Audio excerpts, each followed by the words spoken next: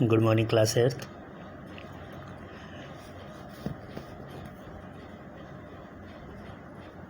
Okay, after removing the few chapters, your lesson 5 over here.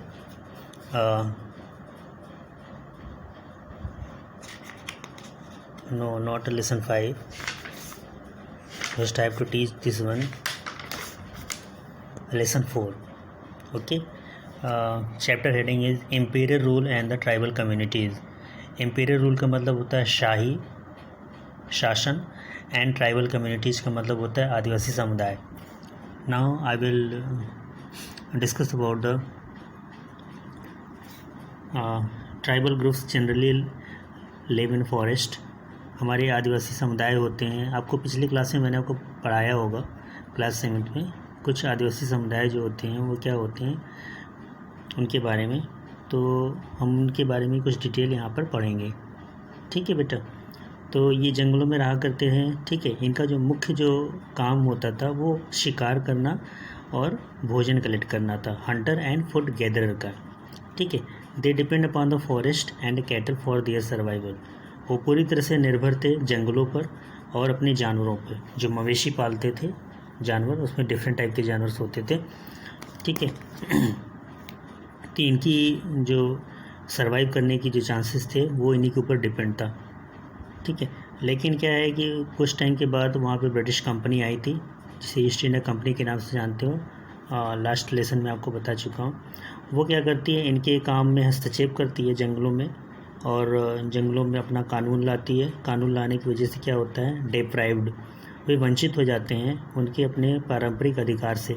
ठीक है. जिसमें उनका क्या था, ये वुड लकड़ी के इकट्ठा करना, फल प्राप्त करना और अन्य फॉरेस्ट प्रोडक्ट, जिसकी वजह से वो उनको नहीं मिल पाता था और उनके लिए अपना जीवन जो रहन सहन था जंगल में वो बहुत मुश्किल हो गया. और कुछ फॉरेस्ट एक्ट लागू होने की वजह से क्या हुआ, कंपनी गार्ड जो है उनको, उन आदिवासियों को उस रिजर्व फॉरेस्ट में जाने से मना कर देती थी. ठीक है. रिजर्व फॉरेस्ट बना दिया था ईस्ट इंडिया कंपनी ने. तो इसके हमारे कुछ फ़ायदे भी हुए और हमारा नुकसान भी हुआ. Okay.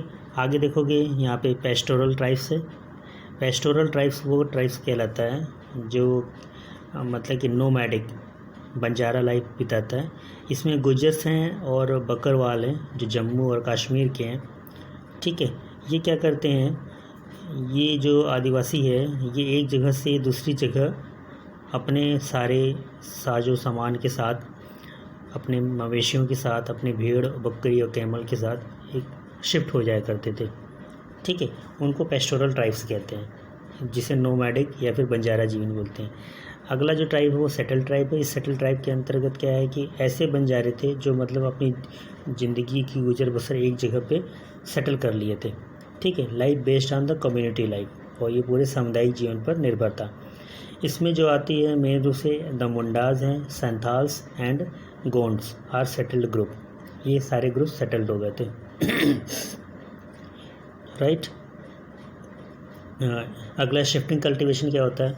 Shifting cultivation north east part of India, specially हमारे उत्तर और पूर्व में भारत के, ये शिफ्टिंग कल्टीवेशन या झूम खेती प्रमुख रूप से फेमस थी.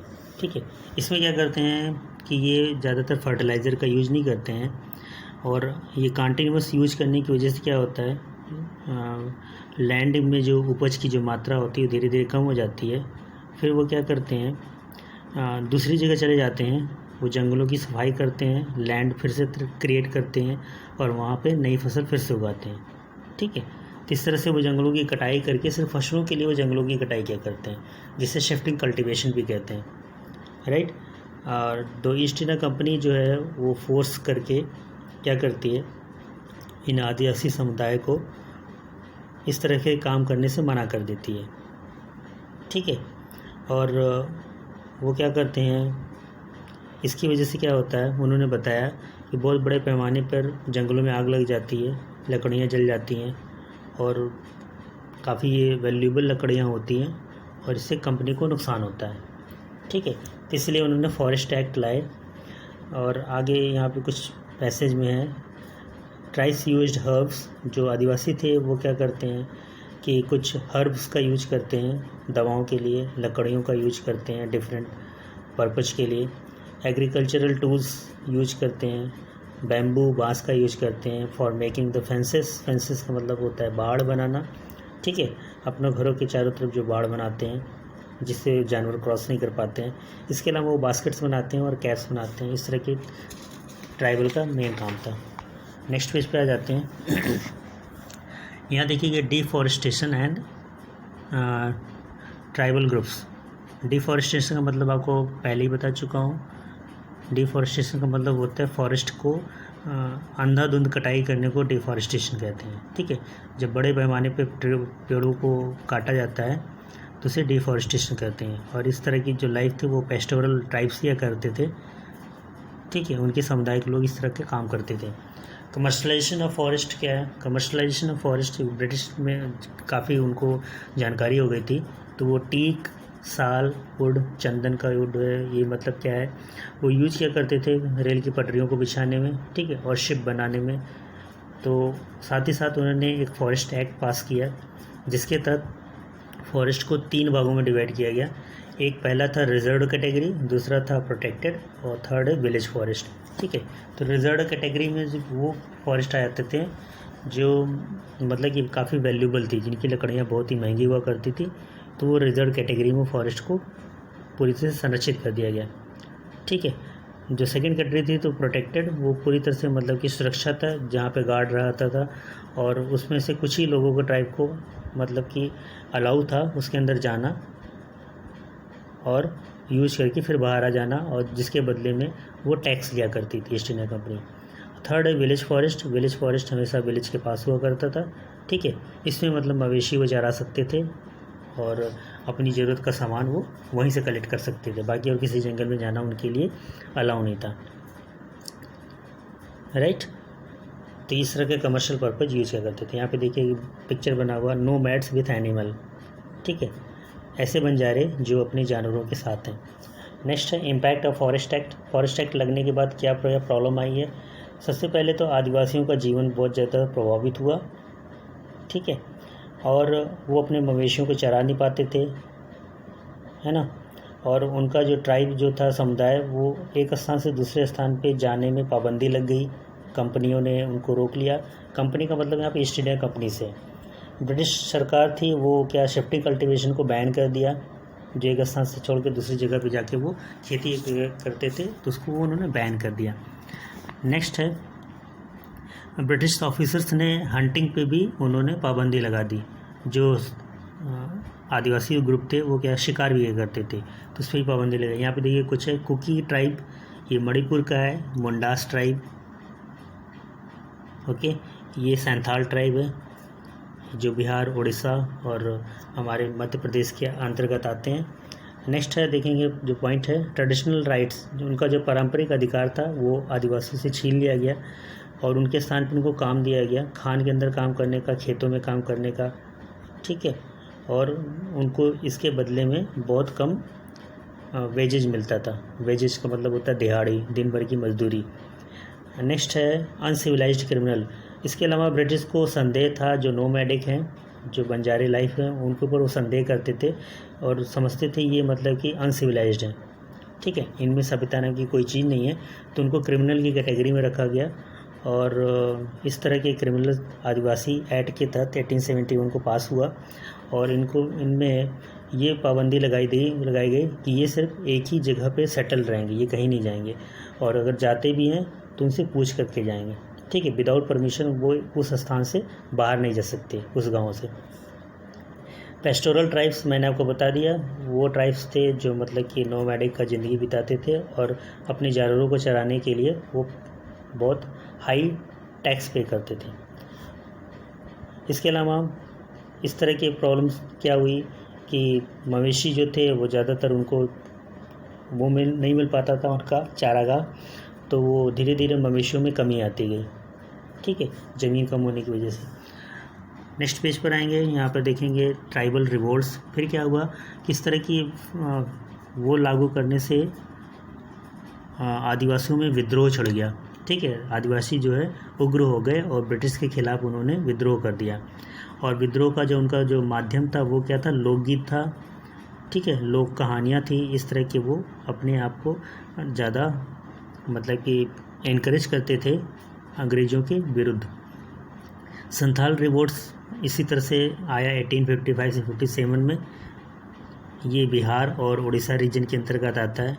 यहाँ पे क्या थे, जो जमींदार के अंतर्गत जो काम किया करते थे, उन्होंने क्या किया, जो मनी लेंडर थे, जो उनको रुपए उधार दिया करते थे, उनके खिलाफ़ उन्होंने विद्रोह कर दिया, ठीक है। लेकिन ब्रिटिश ऑफिसर्स क्या थे, वो ज़्यादातर उन्होंने उसको दबा दिया उन लोगों को, और ये विद्रोह को आगे बढ़ने नहीं दिया। अगला है मुंडा रिवोल्ट। मुंडा रिवोल्ट का बिहार रीजन के अंतर्गत आता है। ये 1899 से 1900 के बीच में हुआ था, ठीक है। इसमें जो मुंडा लोग थे, मुंडा समुदाय के लोग, वो अपना ज़मीन वापस चाहते थे जिसमें वो अपने खुद की फसल पैदा कर सके, ठीक है। लेकिन जो ज़मींदार थे, जो मनी लेंडर्स थे, मनी लेंडर्स का मतलब ऐसे लोग जो कर्ज के तौर पे पैसे देते थे, तो उन्होंने क्या किया, वो ब्रिटिश ऑफिसर्स को लूट लिए, ठीक है। और ट्राइबल्स है ट्रेडिशनल पीपल, लेकिन जो आदिवासियों के पास क्या था, उनके पारंपरिक हथियार थे। और इनका जो नेता था, वो इनका देखिए पिक्चर बना हुआ है, इसे बिरसा मुंडा कहते हैं, इनका नाम बिरसा मुंडा था। तो ये इसके लीडर थे। लेकिन क्या हुआ, वो पकड़े गए। पकड़े जाने के बाद उनको तुरंत फांसी दे दी गई, ठीक है, विद्रोह करने के कारण। और ये जनरली ये लूट लिया करते थे अंग्रेज़ों को। राइट हैंड साइड पर है, यहाँ पे देखिए इंटरेस्टिंग फैक्ट में गोंड ट्राइब्स लास्ट क्लास में आपको पढ़ा चुका हूँ। ये हमारे भारत की सबसे बड़ी आदिवासी समुदाय है जनसंख्या के हिसाब से।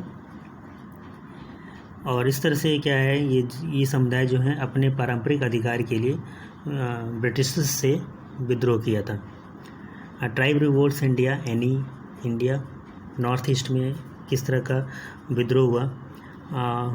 सेम उसी तरह नागाज जो हैं, नागालैंड में पाए जाते हैं, इन्होंने विद्रोह किया था 1849 में। और खासी है एक जाति, इन्होंने विद्रोह किया था ब्रिटिश के ख़िलाफ़, ठीक है। और अनदर ट्राइब है कुकीज़ मणिपुर, इन्होंने अटैक कर दिया था ब्रिटिश के ऊपर। लेकिन क्या है, फाइनली ये कमज़ोर होने की वजह से फिर बाद में इन्होंने सरेंडर भी कर दिया, ठीक है, आत्मसमर्पण कर दिया। Khans had revolted against the British, इसी तरह से खॉन्स की जनजाति है, इन्होंने भी विद्रोह किया था ब्रिटिश के ख़िलाफ़। तो कुछ की कहानियाँ फेमस हैं, इसमें से कुछ कहानियाँ, जैसे मणिपुर में जो थे राजकुमार, उनके बीच में एकता ख़त्म हो गई थी। तो मणिपुर के जो रॉयल फैमिली थी, ठीक है, मतलब रॉयल जो शाही परिवार था, वो क्या हुआ, अंग्रेज़ों के ख़िलाफ़ और उनके राज्य में युद्ध छिड़ गया। और इसके बाद एक है तिकेंदरजीत राजकुमार हैं, उनको शामिल किया गया था शाही फैमिली के अंतर्गत। बाद में क्या हुआ कि ब्रिटिश सरकार जो थी वो उनके ख़िलाफ़ युद्ध की घोषणा कर देती है, और बाद में तिकेंदरजीत को कैप्चर कर लिया जाता है and hanged by the British, और अंग्रेज़ों के द्वारा उनको फांसी की सज़ा दे दी जाती है। लास्ट पेजेज हैं, लास्ट पेज में हम आएंगे, यहाँ पे देखोगे तिकेंदरजीत की याद में एक पार्क बना हुआ है, अगर आप वहाँ पे घूमने जाते हो कभी तो मणिपुर में, ठीक है, उनकी ये फ़ोटो है। इसी तरह से आसाम में भी विद्रोह छिड़ गया था, ठीक है। आसाम का जो एरिया था वो कामरूप वो दरांग है, और यहाँ पे लोगों को बहुत बड़ी मात्रा में टैक्स पे करना पड़ता था, 50 से 70%। और यहाँ के फार्मर जो थे वो टैक्स पे करने के लिए मतलब उतने योग्य नहीं हो पाए थे, ठीक है। लेकिन क्या है कि अंग्रेज़ों ने इनके जो विद्रोह को आसानी से दबा दिया था, ठीक है, सप्रेस द रिबल्स। अगला मेघालय का है। मेघालय में है सेम फेमस बैटल, बक्सर का एक बैटल बहुत फेमस है, ठीक है। और इसमें क्या होता है, मुग़ल जो है हार जाते हैं, इसके साथ ही साथ बंगाल के नवाब और हमारे यहाँ पे अवध के नवाब भी हार जाते हैं। तो बदले में क्या होता है, मुग़ल ने उनको अधिकार दे देते हैं कि आप अपना टैक्स जो है कहाँ से कलेक्ट कर सकते हैं, बंगाल से, बिहार से, उड़ीसा से, ठीक है, किसको, ईस्ट इंडिया कंपनी को। इसी तरह से ब्रह्मपुत्र और सुरमा वैली भी इन जगहों पे फेमस है, क्योंकि अंग्रेज़ जो है इन जगहों पे आसानी से नहीं जा सकते थे, तो यहाँ के लोगों को ही, आदिवासियों को पकड़ के रोड बनाने का काम दिया गया, ठीक है। इसी तरह से खासी हिल भी फेमस है। खासी हिल के जो जनजाति है वो भी यहाँ के काम में लग गई, ठीक है, रेल की पटरियाँ बिछाने के लिए। और यहाँ की एक बिल्डिंग फेमस है जिसे सैनिटोरियम बोलते हैं, राइट हैंड साइड पे इधर है ये, ठीक है। इनसे भी ज़्यादा टैक्स वसूला जाता था, जिसकी वजह से ये रिवोल्ट कर दिए, रिवोल्ट का मतलब विद्रोह किए, ठीक है। हाउस टैक्स भी देते थे, इनकम टैक्स भी दिया करते थे, ओके। यहाँ के जो फेमस जो थे लीडर थे उनका नाम यू कियांग नोंगबा, ठीक है। उनकी पिक्चर बनी हुई है, देखिए डाक टिकट पे, ये टिकट लगता है लिफाफे के ऊपर, ठीक है, पोस्ट ऑफिस में। और ये जो विद्रोह था वो मतलब कि उनके जो लीडर थे उनका नाम है पा टोगान संगमा, ठीक है। इनके पास भी मतलब कि पारंपरिक हथियार होते, तो जिसकी वजह से अंग्रेज़ों से ये हार गए, राइट। यहाँ पे देखिए बना हुआ है, ये पाटोंग संगमा है इनका नाम, ये लीडर थे, कहाँ के, ये मेघालय की बात कर रहे हैं, ठीक है, राइट। तो they don't need our sympathy but our respect for unique culture and lifestyle. तो हम उम्मीद कर सकते हैं कि मतलब कि इनको दया की ज़रूरत नहीं होती है, लेकिन हमें इनका सम्मान करना चाहिए क्योंकि इनका कल्चर यूनिक है और इनका लाइफस्टाइल भी हम लोगों से काफ़ी डिफरेंट हुआ करता है, राइट। तो यहाँ पे आपके ख़त्म होते हैं और मैंने आपको जो पढ़ाया वो आउटलाइंस ओवर ईयर एक्सरसाइज में मैंने आपको कर रखा हुआ है, ठीक है। इसके पेजेस में आपको भेज दूँगा, you have to do in fair work, right. Question answers भी मैं आपको भेज देता हूँ, okay. Thank you very much, have a nice day to all of you class earth. और वीडियोस को आप लोग पूरा देखेंगे, ऐसा नहीं है कि आप इसे ड्रॉप कर दो, जितने बच्चे हैं उतना का व्यूज़ मेरे पास आना चाहिए, ओके। चलो फिर, thank you, have a good day to all of you.